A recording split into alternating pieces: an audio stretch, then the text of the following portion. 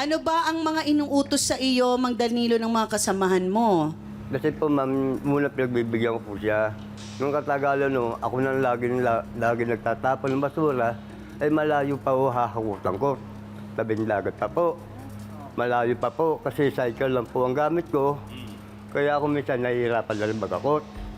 Okay, gaano na kayo katagal dito sa pamamasura? Ano na po, bali 3 buwan na po.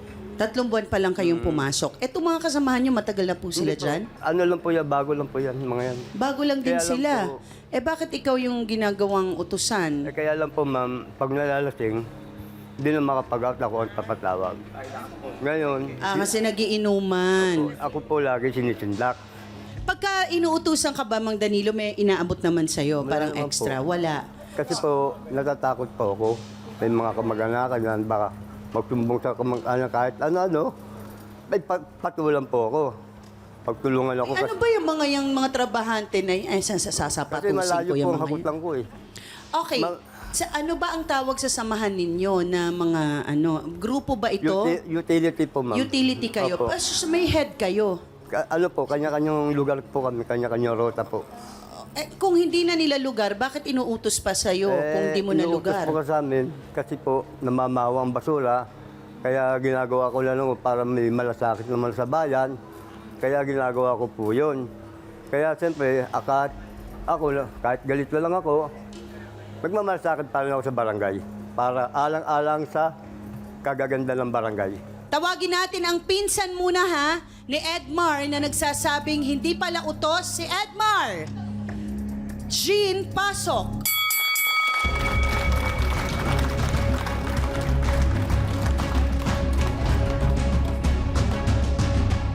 Ate Jean, ang inirereklamo kasi ang iyong pinsan na si Edmar na palautos daw. Hindi po, ma'am. Bakit? Paano mo nasabi? Kasi po, ma'am, ang pagkaalam ko po, yung pinsan ko po, nagtatapon po yan sa tamang oras po, ma'am. Ginagawa niya po, ang trabaho niya doon po sa barangay na yun po. Itong matanda na po, pero walang galang na po, pasensya na po, hindi ginagawa ng pinsan ko yun. Dahil po, matanda na po kayo para kayo utusan ng pinsan ko. Kaya mas okay na lang po sana, magpagalang po kayo, huwag niyong bibintangan yung pinsan ko kasi ginagawa yan. Aga tanghali po, tumatapon yan kung kailangan. Okay. Jean, kasama ka ba sa trabaho? Nandoon ka rin? Ma'am, dati po kasi yung dating Hindi, nandun ka ba ngayon dun sa trabaho? Hindi po, minsan kasi, alam ko po kasi yung trabaho niya, ma'am. Kasi dati po, may dating kapitan po dyan, ma'am. Nagkuhan din po ako, nagtrabaho din po ako dyan ng 1 buwan po sa barangay na yan. So bago-bago lang, no? Ngayon 3 buwan lang. Ano masasabi mo, Mang Danilo, na sinasabi ni Jean na sumisip-sip lang daw kayo sa barangay? Hindi po, ma'am. Tanong ko po sa iyo, araw-araw mo ba nakikita na ginagawa ng pinsan mo? Ha? Hindi mo nakikita. Dahil wala ka. Alam ko po Wala yan. ka eh. Alam ko po yan, Tay. Alam mo bakit? Dati nagtatrabaho din yung nanay ng pinsan ko. Diyan tumanda ang nanay niya, diyan sa barangay na yan. Bata pa yan sila, nasa barangay na yung nanay niya. Okay. Dahil si Mang Danilo daw ay nauutusan. Ngayon, ang tanong sa iyo, nandudun ka ba araw-araw para makita mo ang mga bagay na ito? Kapitbahay lang po kami ng pinsan ko, ma'am. Ano?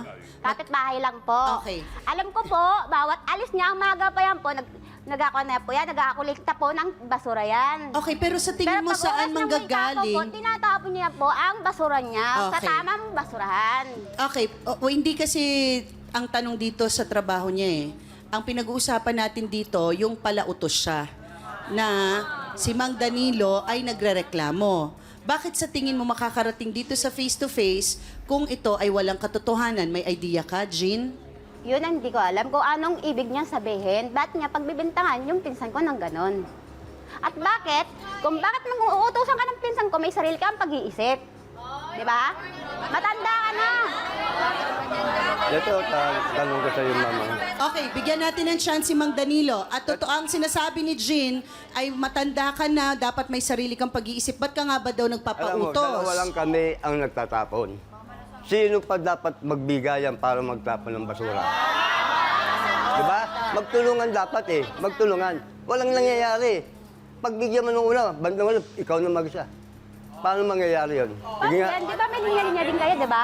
dapat yung ginagawa niya, dapat, ba't hindi ko naman nakikita yung pinsan ko, inuutusan ka. Kasi bilang utility, obligasyon ng isang kapong utility ang tumulong. Mali. Ibig sabihin, hindi ka inuutusan ng pinsan ko kung saan kang tumulong sa Yes, kanya. ano yun, Jean? Ulitin mo, Jean, hindi ka narinig.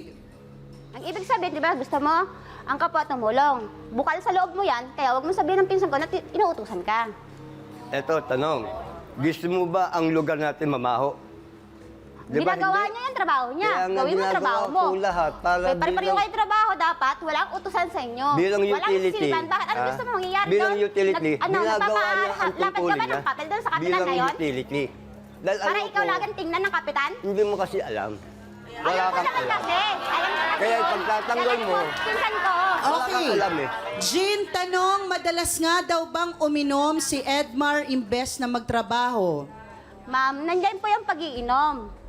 Pero, pag tapos na po yung trabaho niya. Siya naman ang kaibigan ni Danilo na nagsasabing palautos talaga tong si Edmar. Enrico, pasok.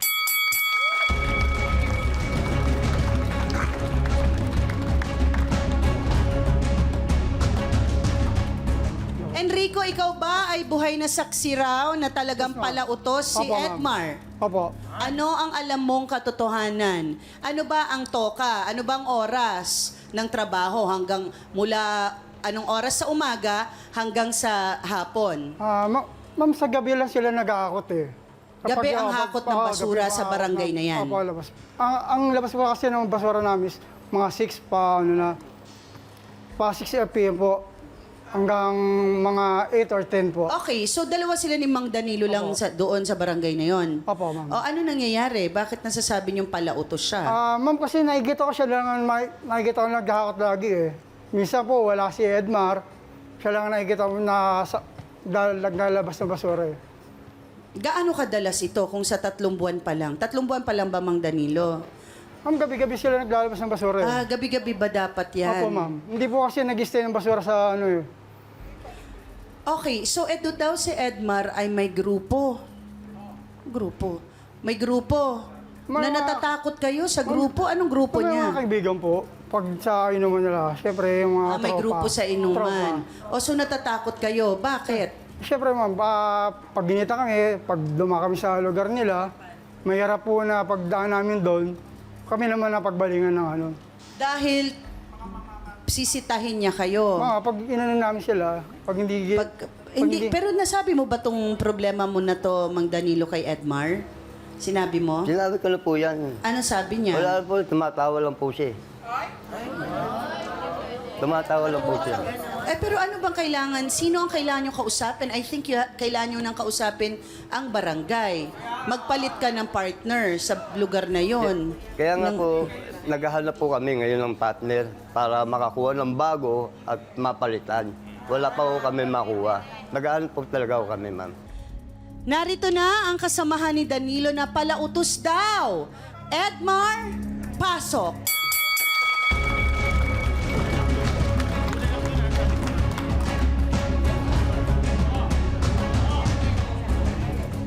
Edmar, diretsahang tanong. Totoo ba na pinapasa mo daw lahat kay Mang Danilo ang dapat ay trabaho mo?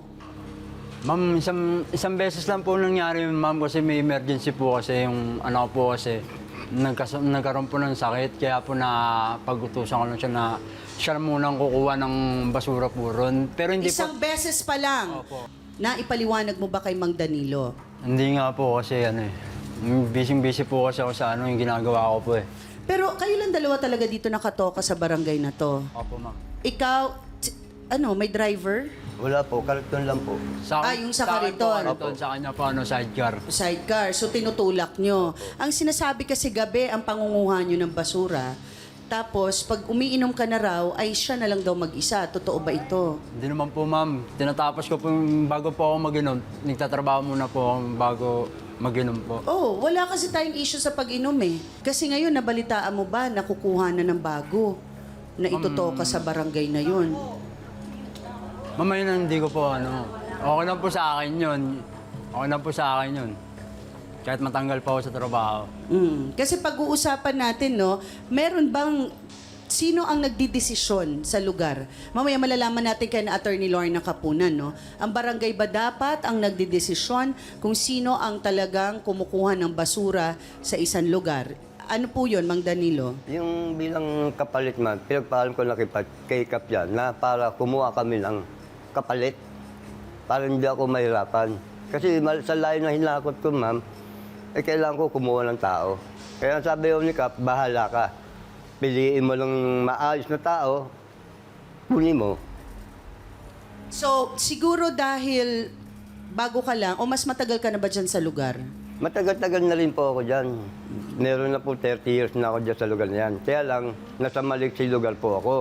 Diyan lang po ako nagpupunta sa lugar na yan kasi dati ako nangangalakal po.